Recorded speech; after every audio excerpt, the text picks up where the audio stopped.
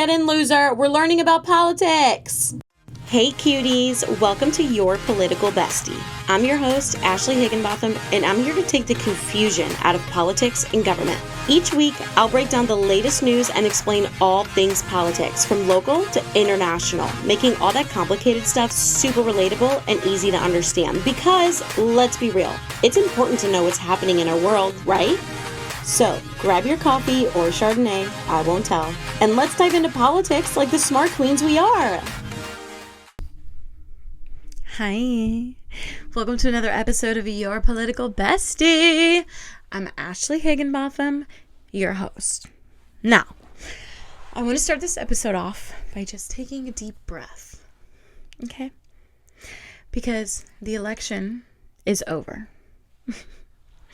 The constant attack ads on both sides are over. The bajillion and bajillion of text messages that your phone has probably gotten. Over. Done. Honestly, your phone is probably way less stressed out now that you are. Or now that more than you are. Because your phone's not blowing up with all this political bullshit. It's over. Whether the election went the way that you wanted it to or not. It's over. For now. Because politics doesn't go away for a long time. And let's be real. Whether the election went the way you wanted it to or not, nothing drastic is going to happen overnight. Nothing crazy. Your life isn't going to go to absolute shit in 24 hours because there's a new president. Or it's not going to be magical and the best life you've ever dreamed of just because there's a new president. Things happen. Things take time to happen. And I think that's what I want to do with this episode, is I want to be able to go over the process of what happens after Election Day to Inauguration Day. Because now you're probably thinking, what do you mean? Ashley, we just voted. Voting's over. Trump won. Now he just magically appears into office in January, right? Wrong. Very wrong. There are like 7 more steps that need to happen in order for Trump to actually even get into office. Did you know that? There's a lot. It's very stressful. It's very stressful after all of us normal people go out and we vote. And then the polls start to close. That's when the vote counting starts. That's when the vote counting happens. And polls close at different times all over the country. Some polls close as early as 5 p.m. Central Time. Some polls close as late as midnight Central Time, which, like, okay, Alaska, like, do you. It's giving night owl, not close until midnight. That's fine. But then you have states like California. So, like, California closes at, like, 10. And then you have states like Kansas, Iowa, Colorado, Arizona. They close at 8 p.m. Central Time.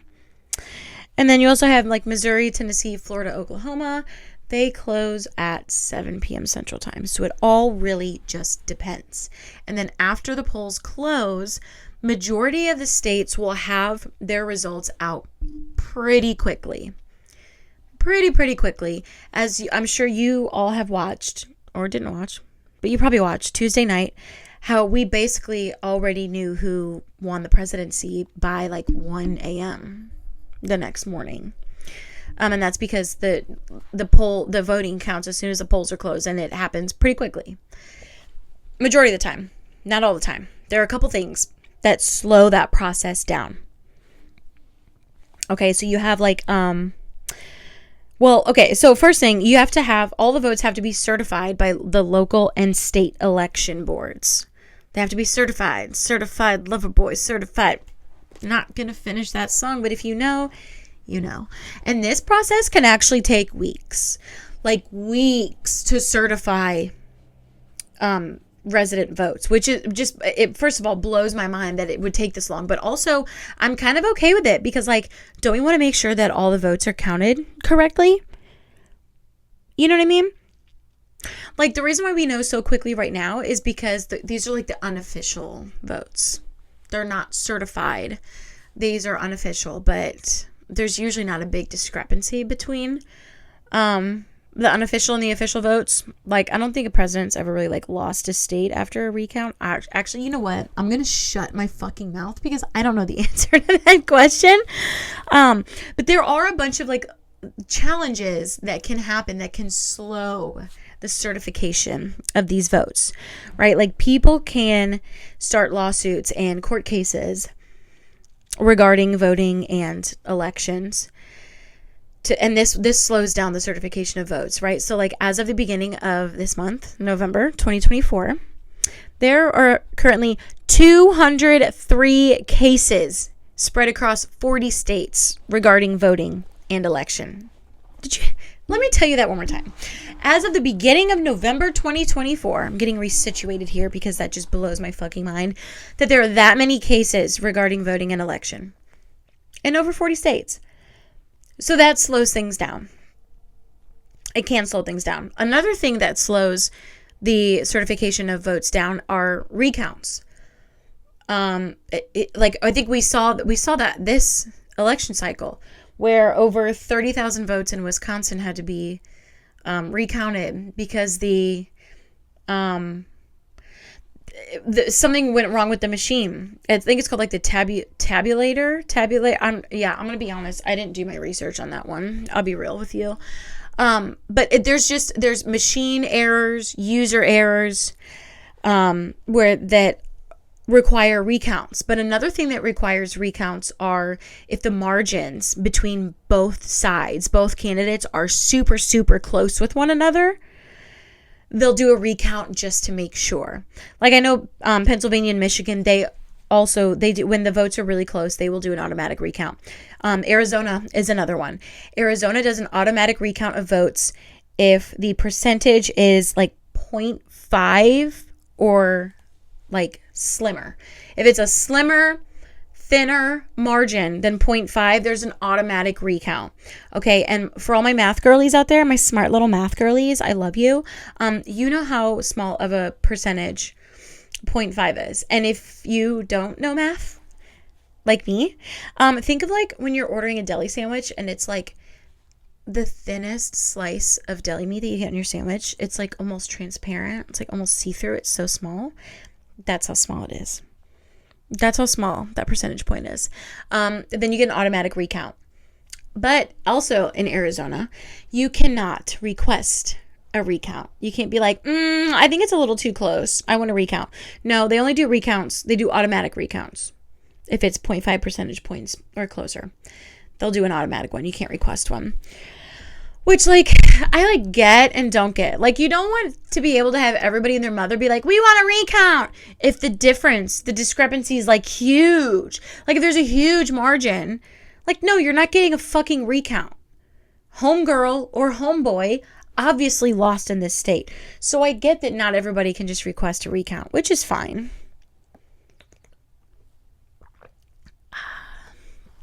I'm thirsty today, guys. Been yapping.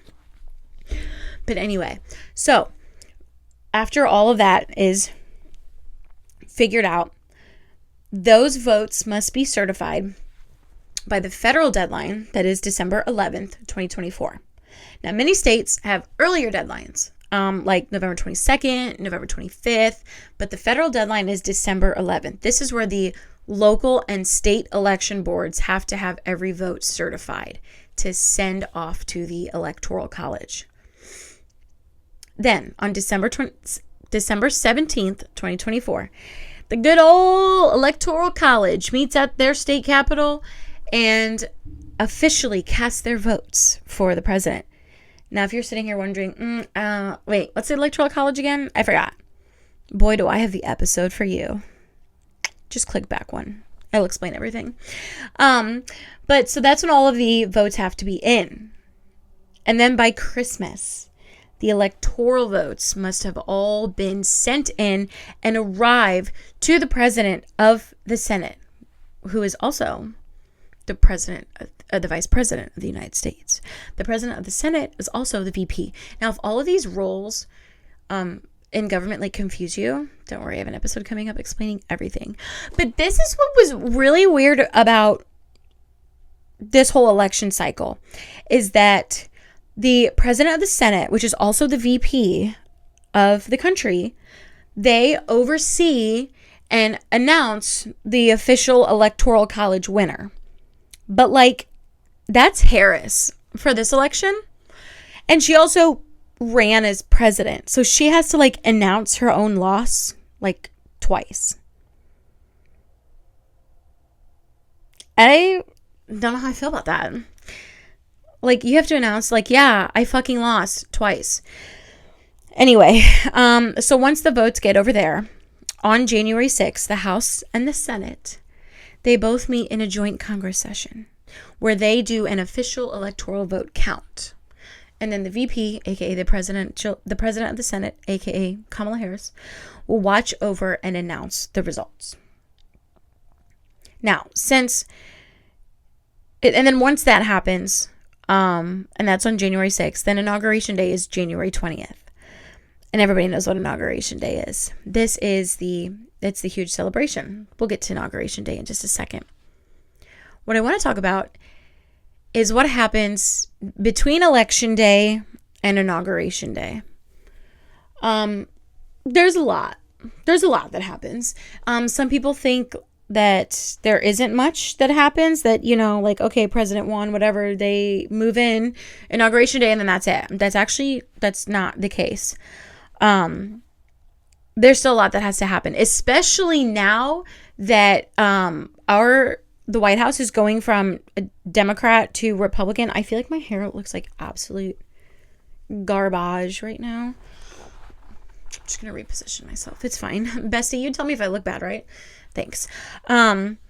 But because they are switching political parties, there is this huge transition team that comes in and helps kind of flip everything.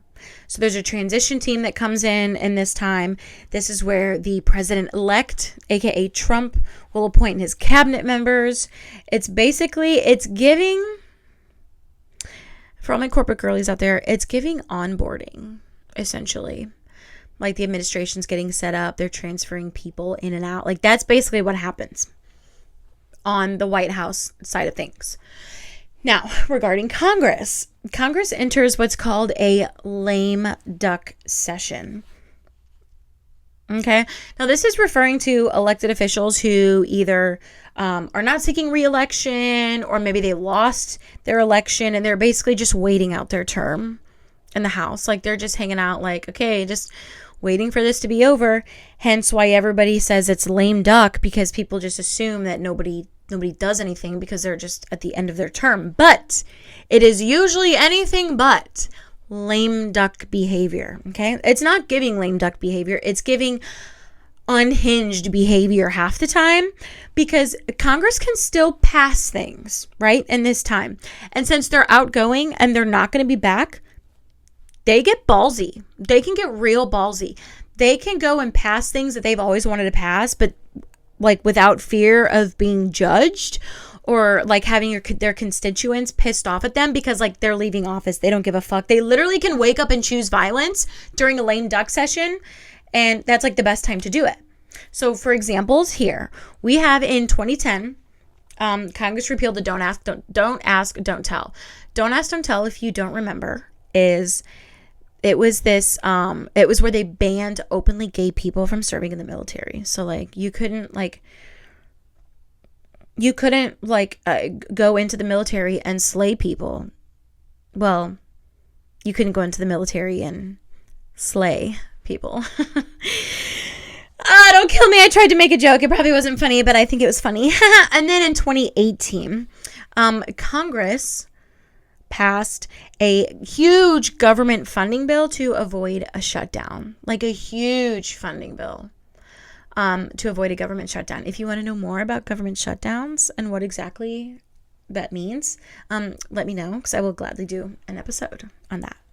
Okay, but also you could go in the complete opposite direction, and there could be what's called a gridlock. Okay, now gridlock is mostly associated with bad traffic. I know, I live in downtown Nashville. And it's basically, think about like traffic gridlock. Everybody's going in like this big square, right? And everybody's stuck. Everybody's just moving. You can't get anything done. Nothing gets done. And so gridlock in Congress happens essentially when the dividing of parties is so close that it's really hard to get anything passed. I'm like ADHDing out at all the dog hair in my mic right now. That it's hard to get anything passed because you don't have like a huge majority of one party in Congress. So that is something that's on the opposite that can happen. And then comes Inauguration Day. It's a day of celebrating or drinking heavily, depending on what party you belong to. This year, Inauguration Day is on January 20th, and it is an all-day event. All-day event. So it's basically like St. Louisans and Mardi Gras. Because if you didn't know, St. Louis has the second biggest Mardi Gras in the country. It's an all-day event. All-day event. In the morning, there is the swearing in at the U.S. Capitol. This is when you see like they do the and they read all of their bullshit and they give their inaugural address. This is their big speech that basically sets the tone for their administration and their entire presidency. That is kind of where you really get, I guess, like the vibe of how the presidency is going to go, how they want it to go.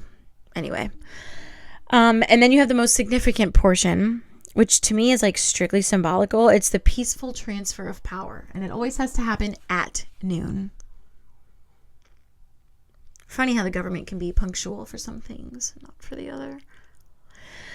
But this is just basically, like I said, transferring power from one president to the other. It's very significant because it shows that we are not animals, that we can conduct business in a business-like manner.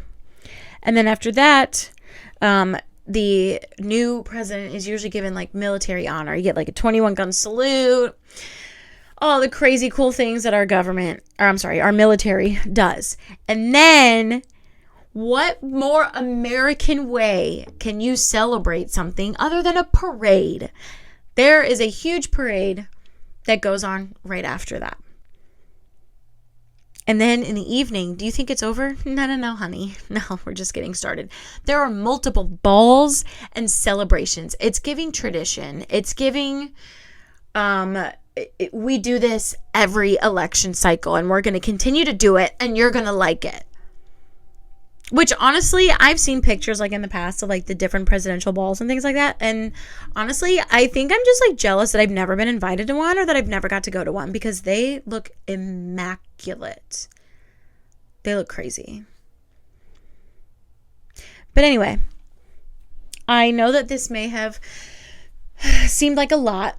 I hope that me explaining what happens between Election Day and Inauguration Day, I hope that I've made this easier for you to understand. I hope that I've explained things that maybe you were confused about. If I helped you in any sort of way, please comment and let me know. If I made no sense, please comment and let me know.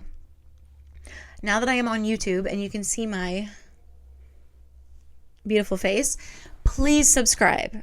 Please subscribe. This would help me so much in continuing my certified yapness.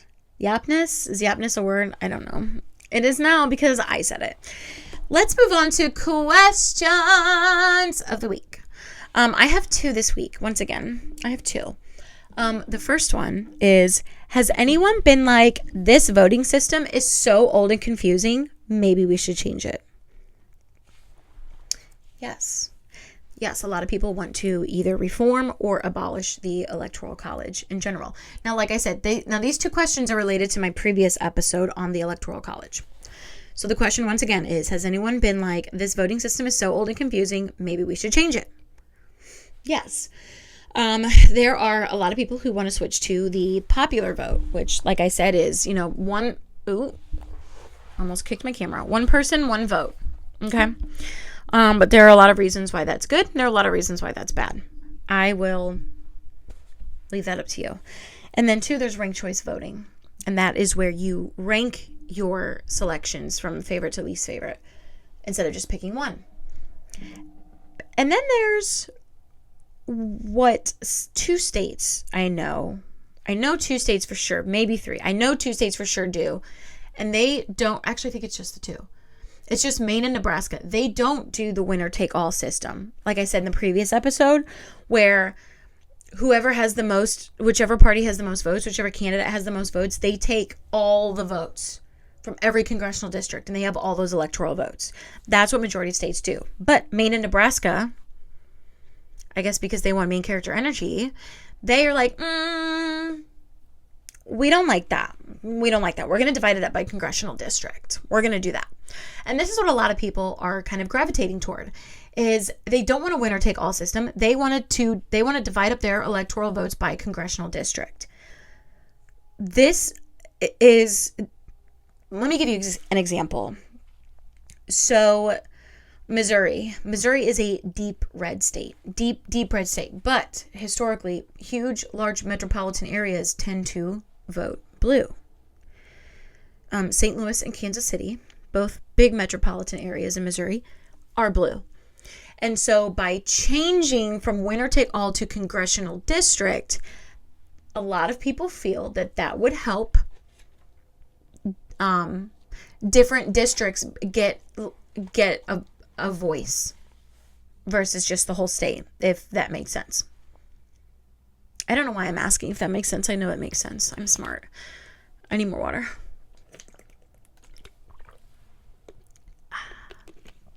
My second question that I received is, how do safe states become swing states? There are a lot of different aspects that play into this. There has to be a lot of different moving parts. Things have to work in a certain way for a safe state to become a swing state, right? So like Tennessee, deep red state. Alabama, deep red state. California, deep blue state. New York, deep blue state. I don't see any of these states becoming swing states in the next election, but once again, you never know. You never know. Things that have to happen. There has to be a closer margin between the difference of like votes for each candidate, right? So like it can't be like 60% red, 40% blue, and then you expect them to become a swing state in the next election cycle. It doesn't work that way. It has to be a little bit of a closer margin, and then certain things have to happen, like let's say there's a huge demographic change in the state. Huge. You get a whole shit ton of blue voters from blue states that move to a red state, right? Like I live in Tennessee, and there are a lot of native Tennesseans that are mad that we are getting so many Californians, because Californians tend to lean blue, left, and a lot of native Tennesseans tend to lean red. I'm not saying all of them, but majority of them do. And so when native Republicans find out that a bunch of native liberals are moving to their state, they're not going to be happy about it. So it's situations like that where you have a big influx of different voters move to a state, or maybe the political climate changes. Maybe something happens to where a Republican president really screws things up and makes a lot of Republicans think, should I continue to vote Republican? That's something that could also switch. It all depends on how that presidency goes. But you need a state that is already kind of close to splitting the vote for it to become a swing state. Like, let's look at Georgia as an example, right? So Georgia historically is a red state, Republican. In fact, I think from 72 to 2016, they voted red, with the exception of a Southern Democrat in 92, a.k.a. Bill Clinton. Yeah, I think that's the only one. Yeah. So from 72 to 2016, they've always voted Republican, except for the exception of Bill Clinton in 92, which he's like a Democrat, but he's also from the South. So is that really? Anyway, then in 2020, Biden won the state of Georgia. Biden won by 11,000 11,800 votes. 11,800 votes. That's it. That's a margin of 0.2%. Once again, calling all my smart math girlies. You know how small of a margin that is. And once again, calling all my not math girlies. Think of the thinnest slice of deli meat on your sandwich where you're like, I'm really fucking paying $9 for this right now? It's transparent. That's how thin the margin is. So that makes a perfect swing state. That makes a perfect swing state where it's so close that you can kind of, you can't really figure out which state's going to win what, which is why in the previous episode I said that that's why presidential candidates focus the majority of their time, money, and resources on swing states, because those are states they actually have a chance of winning. Now, my question to you as we say our goodbyes this week is, do you think there are enough safety nets and regulations regarding counting and certifying votes?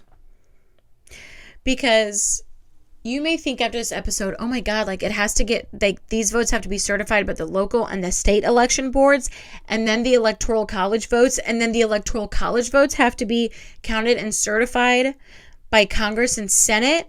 How many times do these fucking votes have to be counted and certified? Do you think that we have a good enough safeguard/safety net and regulations to ensure that each vote is counted correctly and certified? Let me know in the comments. I want to hear what you have to say. And if you have any questions as of right now, please comment and let me know, because I will want to answer them on next week's episode. And if I have said any vocabulary in this episode that has confused you, be confused no longer, because next week's episode is going to be kind of like your index episode. It's going to be an episode you want to keep in the back of your pocket at all times, because I'm going to call this episode the ABCs of politics, where basically I'm just going to go through the alphabet and pick out the top one or two words that not the average American might know the definition of regarding politics, and I'm going to define those. So this is a good episode to watch if you are brand new, you don't know anything about anything, you're like, bellwether state, what the fuck's a bellwether state? What is that? What's a lame duck session? Huh? Which, if you don't know what a lame duck session is by now, rewind like 20 minutes and listen, because you definitely zoned out. But anyway, thank you for joining me on this week's episode of My Political Bestie. Please, please, please subscribe now that I'm on YouTube, and answer my question in the comments below, which is, once again, do you think there are enough safety nets and regulations regarding counting and certifying votes? Until next week, have a great night/week. Thanks for hanging out with me on this week's episode of Your Political Bestie. If you love diving into the world of politics with me, subscribe and join the conversation on social media, and let's keep this group chat going. Remember, we're in this together, so stay curious, stay fabulous, and I'll catch y'all next week.